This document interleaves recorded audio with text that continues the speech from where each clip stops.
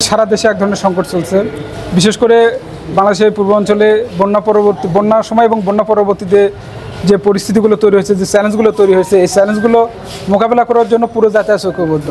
তারই ধারাবাহিকতায় আমাদের বাংলাদেশ জাতীয়তাবাদী দল বিএনপির চেয়ারপারসন বেগম খালেদা জিয়া এবং ভারপ্রাপ্ত চেয়ারপারসন জনাব তারেক রহমান এবং ডক্টর জুবাইদুর রহমান সহ সকল পর্যায়ের নেতৃবৃন্দ এই বিষয়গুলো নিয়ে খুবই ব্যথিত।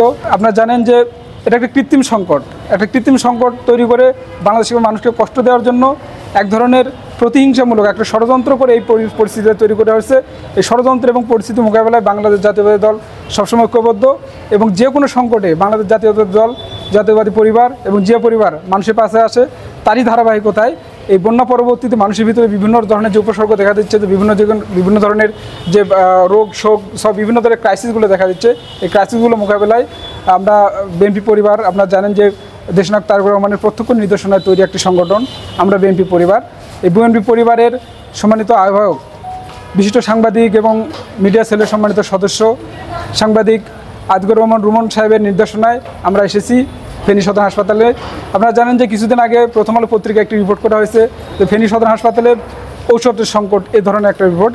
এই রিপোর্টটা আমাদের ভারপ্রাপ্ত চেয়ারম্যান দেশনায়ক জনাব তারেক রহমানের সহধর্মিণী ডক্টর জুবাইদুর রহমানের নজরে আসে এবং ওনার পরামর্শে এবং আমরা বিএনপি পরিবারের সম্মানিত আহ্বায়ক সাংবাদিক আতিকুর রহমান রুমন সাহেবের নির্দেশনায় আমরা কিছু মেডিসিন নিয়ে আমরা এই মেডিকেলে এসেছি। যতদূর পেরেছি আমরা পাশে দাঁড়ানোর চেষ্টা করেছি এবং আমরা চাই যে এই ধারাবাহিকতা সবসময় চালু থাকবে এবং আমরা আগামী দিনে যে কোনো সংকটে বিএনপি পরিবার, জাতীয়তাবাদী পরিবার এবং বাংলাদেশ জাতীয়তাবাদী দল সর্বশ্রেণী সর্বশক্তি দিয়ে মানুষের পাশে দাঁড়াবে, এটা আমাদের প্রত্যাশা। আমাদের সাথে আমরা ঢাকা থেকে আমি এসেছি এবং আমার পাশাপাশি বেসরকারি বিশ্ববিদ্যালয় ছাত্র দলের ভারপ্রাপ্ত সাধারণ সম্পাদক নূর হোসেন উনি এসেছেন এবং জেলা ছাত্র দলের নেতৃবৃন্দ উপস্থিত আছেন। আমরা সবাইকে স্বাগত জানাই, অভিনন্দন জানাই এবং আমাদের সাথে থাকার জন্য অশেষ ধন্যবাদ জানাই। আমরা যে মেডিসিনগুলো নিয়ে এসেছিলাম, আপনারা জানেন ইতিমধ্যে আমরা কিছু মেডিসিন রোগীদের মধ্যে সরবরাহ করেছি, বাদবাকিটা আমরা এই হাসপাতালের ডক্টর মহোদয় এবং নার্স স্টোর কিপার ওনাদের উপস্থিতিতে এবং এই এলাকার ফেনীর উপজেলা বিএনপির সিনিয়র নেতৃবৃন্দ উপস্থিতিতে আমরা এটা মেডিসিনগুলো হাসপাতাল স্টোরে সংরক্ষণ করেছি।